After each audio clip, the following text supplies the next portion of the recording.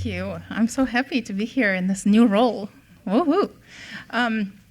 So you might be wondering, you're sitting there and saying, you've been talking to us for 2 years about Ukrainian war and updating us on Russian efforts and everything else, and now you're talking about Ukrainian Domino. Like, what happened? Well, yeah, 2.5 years of war, like active invasion. There's basically a little over 10 years of actually active war. And things are getting really interesting in international affairs because you're now starting to get quite a few people discussing the peace plans, right, and possibility of peace plans. And I'm happy to talk to you about the feasibility of them peace plans, but I'm going to tell you one thing right now, that none of those peace plans that I have heard so far is actually a peace plan. Like, really? And another interesting thing is despite the peace dove, aka Viktor Orban, who's been making rounds around Europe and China, Vladimir Putin really hasn't made any concession of any kind of wanting a negotiation. However, since we are in this position where so many folks are talking about perhaps a possibility of discussing peace and what that might look like, I thought I might talk to you about the flip side of that. Like, what happens if Ukraine gives up, right? Because in some ways, I have to tell you this. Today came out results of a new poll in Ukraine from the Razumkov Center, who I have used in my own research and have cited with you folks here.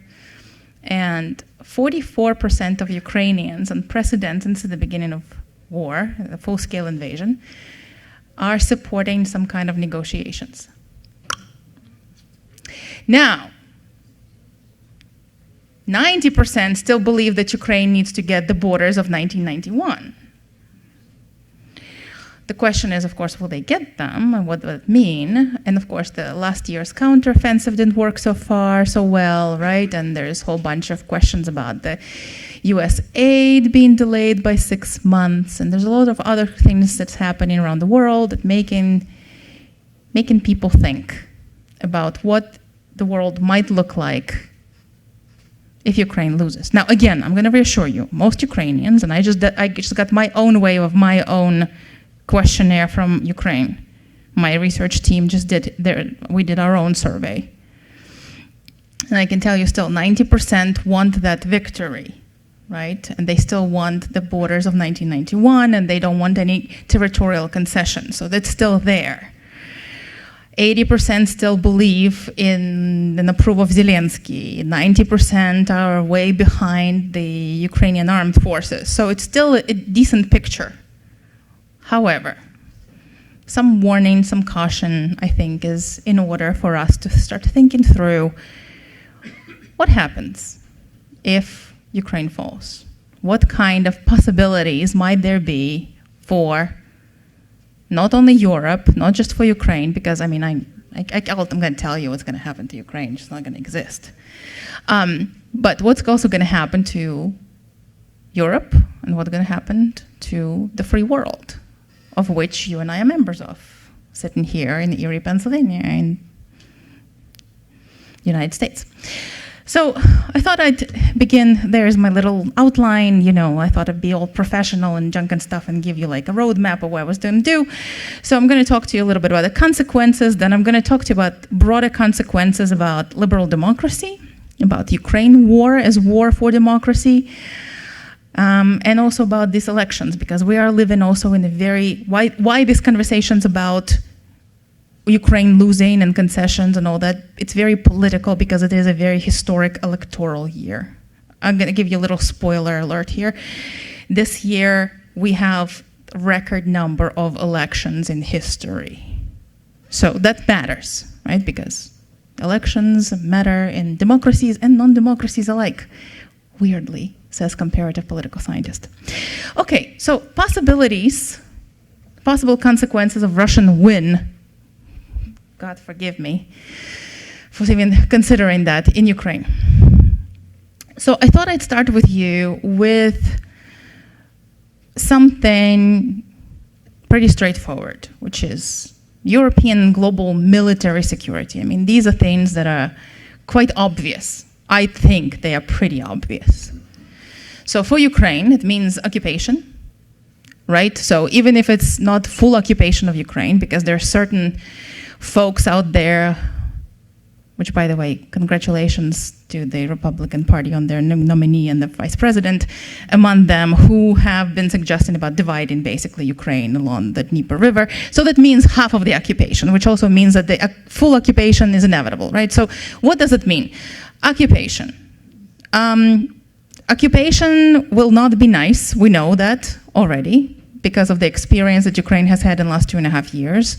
Those territories that have been liberated has shown to us what occupation looks like, not to mention 75 years of communist rule and 200 years of empire prior to that. So we know what occupation looks like. It's basically eradication of Ukrainian culture, Ukrainian language, anything that is Ukrainian, anyone who defines themselves as Ukrainian will be wiped off the face of the earth. Resistance, there will be resistance. So that also means, right, that people are not going to go quietly into that good night, and it's still going to be pretty bloody on occupied territories. The good news, and I can't believe I'm saying it, the good news for us folks in the Western Hemisphere, chances are we ain't going to hear about any of those atrocities because they're under occupation. So the J.D. Vances of the world can sleep quietly thinking that they brought peace. Did I just say that out loud? I did. Anyhow, okay, so that's what that's going to mean for Ukraine. It also means that chances are that buffer zone that's happening that's going to be the Western Ukraine is also going to be under some kind of restriction, occupation, et cetera, et cetera, et cetera. It's also going to be a mass humanitarian crisis because people in the occupied territories on the buffer zone is going to try to get the heck out of Dodge as fast as they can into Europe, into wider world, more refugees, more mess, etc., etc. So if Ukraine is happy enough, is lucky enough to secure its statehood, that is, if there is such a thing as Ukraine after this win by Russia, it probably is going to be a pretty sad existence, right? As in, it's not going to necessarily be a fully independent. It's probably going to be forced into some kind of neutrality, unless, of course, NATO sees the light of day and admits what's left of that state of Ukraine to give it some kind of guarantees. And that's the best case scenario, right? So even if there's only Lviv that's left in Ivano-Frankivsk, and it gets the NATO umbrella, hallelujah, right? I mean, you can do something with that. Occupied territory, maybe at some point of time can be liberated. But again, this is a really sort of the best case of the worst case scenarios. For the immediate neighborhood, and this is something that you guys have been probably hearing in the media quite a bit as well, and those of you with roots in Poland and Lithuania and Latvia, you've heard this probably from your friends and relatives as well as from politicians of that area, that they are very concerned about what is going to mean for them. So obviously, countries that are not members of NATO, Moldova, Georgia, Armenia, they next, probably, very likely.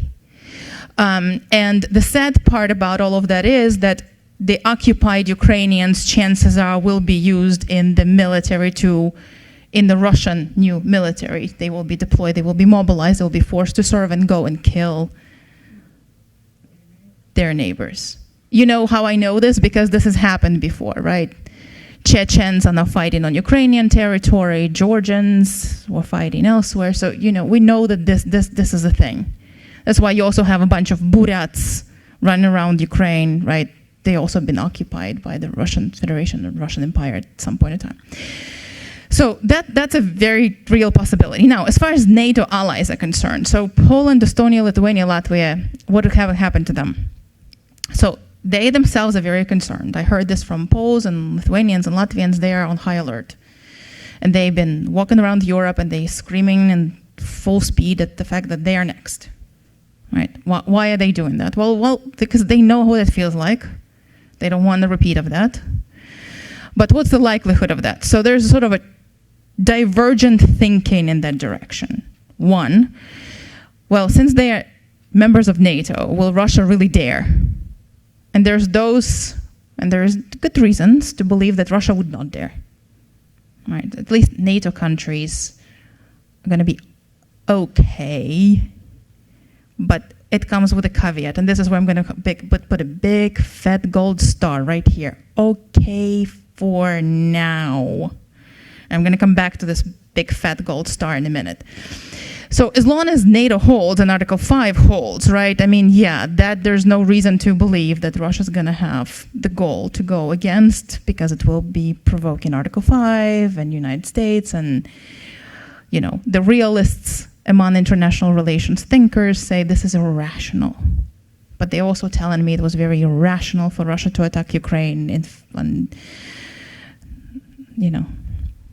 on February 19th of 2022. A bunch of these realists were telling me the same thing in a conversation I had with them.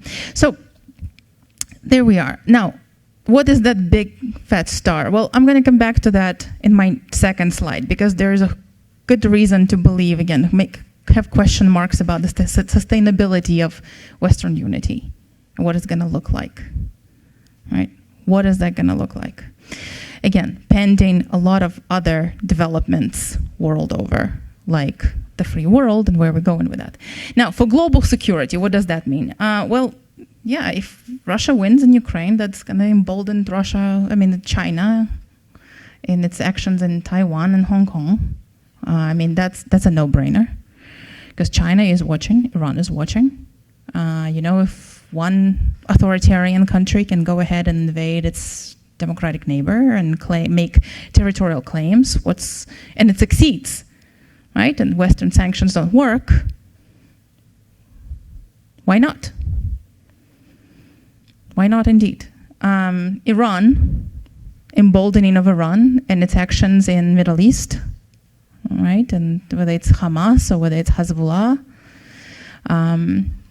whether it's Iranian-owned, some kind of aspirations, all of that is a real possibility. So violence in the Middle East is a very possibility. Intensified nuclear arm race is a very real possibility, right? Because now again, these emboldened states, China, Russia, Iran want to be nuclear power, North Korea, all of them are going to say, listen, if might makes right, and if Russia's case, nuclear weapon and the threat of nuclear weapon makes it right and do whatever it wants, well then, that's the calculus of the new world, right? That's the calculus of the new world order. That's where it's going to be. So those are just some observations that I have for you in terms of consequences of the security side, but that's not what I want to talk to you about today. This is more what I want to talk to you about today. And this is sort of the consequences that are less discussed, right? I mean, everybody is very concerned, in international relations. We're concerned more about the military side, about military and security. Remember, I'm that weird creature that straddles comparative politics and international relations, and I tell my students all the time, comparative politics matters, as in like what's happening domestically in the countries matters a lot how they behave externally. And countries also know that they can influence what's happening in them internally. So it's a part and parcel of that conversation. It's not just the governments that talk to each other and make treaties, et cetera, et cetera. They also have other ways of influencing politics domestically. And since the Cold War, we have known that this has been the case, right? And not even since the Cold War. What am I talking about?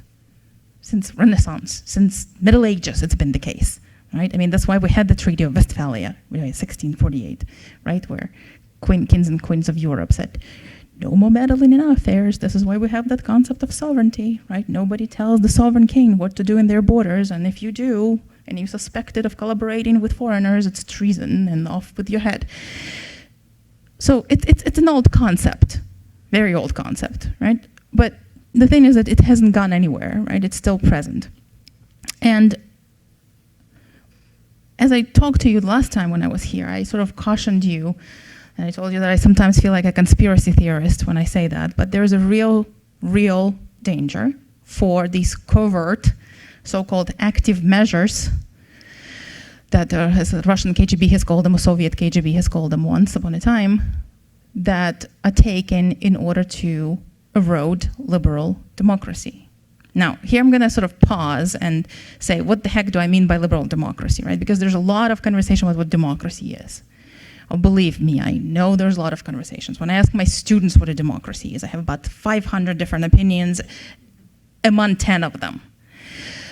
So what I try to sort of outline for my classes at the very least, that I tell them that there's sort of two sides, two sides of a coin of what makes a liberal democracy, right? On one hand, yet free and fair elections, right, through which we hold our representatives accountable, and that is just the way the cookie crumbles in the present and the modern republic.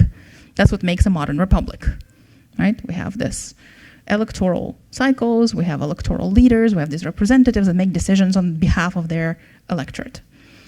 But that is it's a very necessary part of a democratic process, but it's not sufficient for democracy, right? It's necessary, but not sufficient.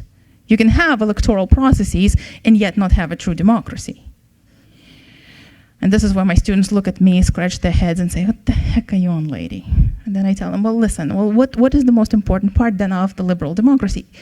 And they sort of look at me and they wonder, and inevitably somebody says, I don't know, civil liberties, and I say, yes, indeed, right? It's the ability, it's preservation of freedoms, of individual freedoms. That's what makes liberal democracy a liberal democracy. It's not just the electoral process, but it's also that preservation of individual rights, right? That my rights go as far as when yours begin, and et cetera, et cetera, et cetera. And there's sort of these provisions in place that makes us all equal before the law, and make the law apply to everyone in the same way, and we all have our liberties protected. And this is why we all have that accountability over our elected officials to make sure that our freedoms are not trampled on. Now, we can also then further discuss what freedoms mean, right, and how far they go and what they imply. I mean, all these lovely philosophical conversations. But those are sort of the most important tenets of democracy, two sides. Electoral process, civil liberties. And in that aspect, I fear that our liberal democracy in that particular configuration is very much under threat. And I know you've heard this before. In this electoral cycle, you hear this quite a bit, right? Biden's administration talking about this. Timothy Snyder's writing about this. There's a whole bunch of conversations about this. What's in stake for liberalism, as it were? And what does it mean, that liberalism? And here's what I think is going to, and it's already kind of happening, right? And it will, if Russia wins, it will embolden Russia even further to have that interference with the liberal world and liberal democracy even more. So those security concerns that I outlined for you aside, what can precipitate them, or that big fat gold star that I put next down to NATO that can crumble, would be if liberal democracies stop supporting each other, or they become a liberal democracy, so they lose that aspect of their governance. And how is that happening? Well, one, interference in domestic electoral processes. So, again, elections, necessary part, not sufficient part of democracy, but necessary. Russia and again, I'm going to revert a little bit to Ukraine to give you a little example, because I believe in many ways Ukraine has been the little lap rat for Russia on many policies that it has perfected and then applied elsewhere. So in meddling in elections, right? So Ukraine has been a flawed, but much more democratic than Russia since 1991, since the USSR has collapsed. And in every single election, there has been meddling, right? I mean, there's the obvious stuff of meddling with elections, like Russians do it themselves, like, you know, Putin has done it since 2000. Like stuffing boxes, making dead people vote, intimidation, like that's just banal, boring stuff, right? Like that's banal. But there's much more nuanced, finesse things of meddling with elections, right? Like you can recognize that people can make a choice and you can start sort of influencing how people think.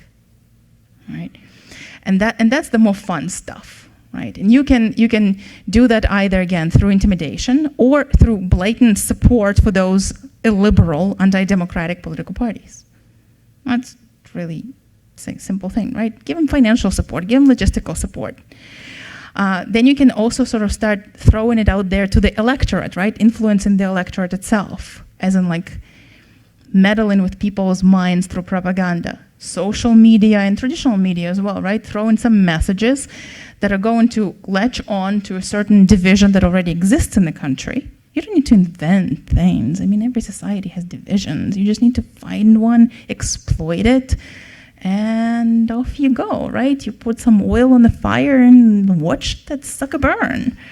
And Russia's been great at it. And again, in Ukrainian case, I forgot to tell you, the poisoning of the candidates, right? I mean, that's also like a banal thing. Like, it's pretty medieval, right? Like assassinations. Come on, we're so past that, so passé, right? I'm being very facetious. I'm sorry. This is, and it's probably a really bad taste of me right now. But anyway, I'm moving on. But through sort of the propaganda and stoking up that violence, this is where it really becomes important thing. So in the Ukrainian case, again, in 2010, this was a very intimidating election in the sense that those electoral maps and divisions between Russian-speaking and Ukrainian-speaking Ukrainians really started to be politically active. And I know because I did my whole dissertation on that topic, where I sort of looked when those politically relevant ethnic and linguistic divisions really became prominent. And it was really sort of stark contrast to me how irrelevant they were in 90s, and all of a sudden by end of 2010, they are politically relevant, right? So division, sowing division, conquering and dividing through rhetoric, through political manipulation is definitely a thing. You can undermine the reputation of liberal democracies, and we know this as well. And by the way, this use of propaganda and social media, I'm going to come back to that, it's also very well researched, right? So not just in Ukraine. I can tell you 2010 Ukraine, then 2014 Ukraine, then I can take you to Brexit in 2016, to United States election 2016, then to French election 2017. Did I miss? 2015, yes, I missed the Netherlands Dutch referendum. Yeah, there's a whole bunch of these examples that we know that have been accumulated, and there's plenty of scholars that research that, and I threw a little citation. There's this Polyakova, Gerber, Golovchenko, all of those are just a handful of scholars that have published extensively on those topics, right? Showing how Russian propaganda manipulation of these active measures really works. But then you can also work on this undermining of the reputation of liberal democracies, but really sort of highlighting how they are unable to respond to crises. Right? And this is domestic crisis and external crises. Right? So Barack Obama and his red lines. It's a good example, right? There's a democracy where, you have this very, very prominent democratic leader saying to Assad of Syria, don't dare use the chemical weapons. This will be a red line, and the reaction will be swift, and chemicals are used, and nothing is done. And that's a pretty impotent reaction to a very serious situation that has been very much exploited. And then, of course, the whole Syrian experiment, and I'm using those words very carefully here, but yes, Syrian experiment as in testing the European resolve has proved to be pathetic and very successful for Russian case, right? Because that war that's now in year 14 has produced millions upon millions upon millions of refugees and damned near crisis in the European Union, and huge infighting between European countries, and subsequently somewhere led to even Brexit, to which I'll come back in a minute. Right? So there's a whole bunch of these elements where liberal democracies have been tested and tested and tested and not been able to live up to their expectations. Right? Also, then of course, whether it's with the refugee crisis, whether it's with wars, and of course then in 2014, Putin goes on and invades Crimea and says, now this is mine. The MH14 comes down from the sky, nothing happens. So there's tons of these examples where resolve is tested, and everything, again, goes back to the propaganda where it's been exploited and said, look, liberal democracies have become weak. And since they become weak, they are no longer the form of governance that can protect the individual citizen. So think, individual citizen, do you want that kind of weak system in place?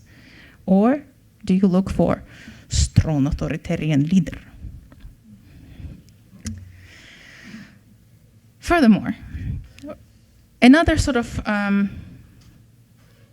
consequence of Russia's win, and which will make it again stronger, is that there is this sort of support of authoritarians in, and I just threw China there because it's an obvious choice, but also the entire global south.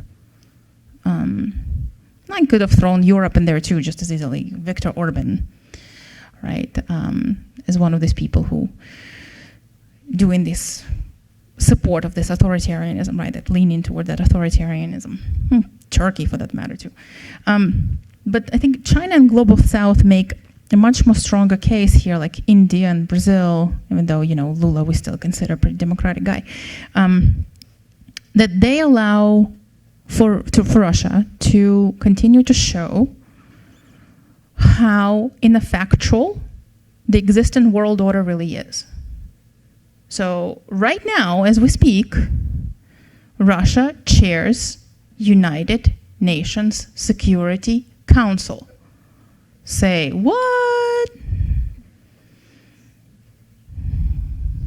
So last week, the country that holds a veto power and chairs the Security Council of the United Nations bombed Children's Hospital in one of the major cities in the center of Europe where kids were undergoing cancer treatments. And it still chairs the UN Security Council despite those actions, and nothing has been done. And the same power, right, has invaded its neighbor, has been continuing to commit atrocities, and the president of that same country is wanted in International Criminal Court, and nothing is done about it. So what does it tell you about then the legitimacy of the said institution?